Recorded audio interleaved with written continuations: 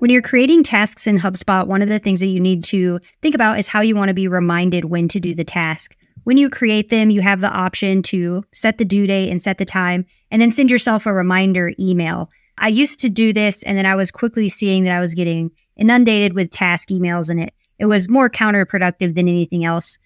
So there is a setting that you can actually turn on for an individual user that just sends you like a daily digest of the tasks that you have. It outlines the different ones. And I found that to be really helpful. So I want to show you how to set that up. You'll go over into settings and then into notifications. And you've got all these options of things to set up notifications for. Highly recommend just going through this to see what you want to customize.